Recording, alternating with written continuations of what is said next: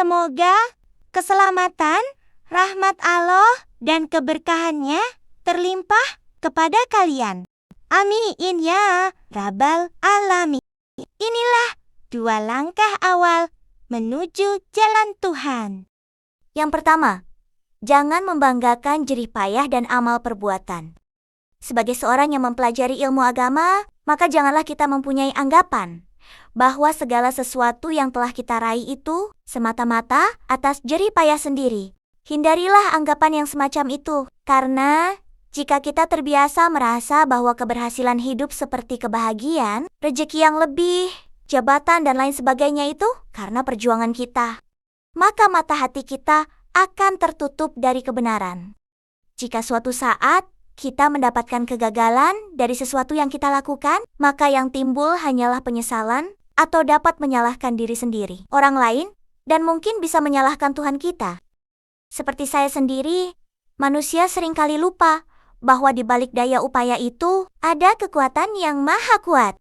Jika mata hati kita tajam untuk merasakan, maka kita akan mengetahui bahwa asal penyebab di balik jerih, payah, dan hasil yang kita dapatkan hanyalah dari Allah semata. Bagi orang yang telah memiliki ilmu Tuhan, kehidupan di dunia ini dipandang oleh mata hatinya hanyalah sebagai permainan. Maka, jika menemukan kegagalan, jiwanya tetap tegar dan biasa saja. Dan jika mendapatkan keberhasilan, ia tak akan tinggi hati.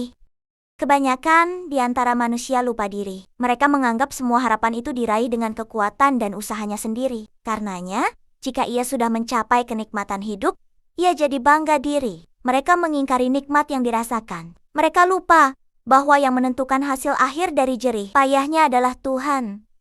Tanpa campur tangan kekuasaannya, tak mungkin mencapai kenikmatan itu. Jika kita lupa bahwa takdir Allah itu sangat mempengaruhi jerih payah dan usaha kita, maka kita pasti akan kecewa ketika menemui kegagalan. Tetapi, jika kita sadar terhadap adanya penyebab kegagalan di balik usaha kita, maka kegagalan hanyalah sebagai peringatan agar memperkuat kesadaran bahwa hanya Allah yang maha berkehendak. Dan yang kedua adalah urusan dunia dan akhirat harus seimbang. Dalam menjalani kehidupan, kita tidak akan berbuat yang dapat merugikan hidup kita sendiri. Dapat membagi waktu antara beribadah untuk akhirat dan beribadah untuk dunia. Bukan menganggap bahwa membenamkan diri dalam ibadah kepada Allah seperti melakukan ritual di zikir seharian atau bertapa di sebuah gua sampai melupakan duniawi. Bukan demikian jalan untuk menuju Allah. Cara-cara seperti itu hanya akan menghabiskan sisa umur.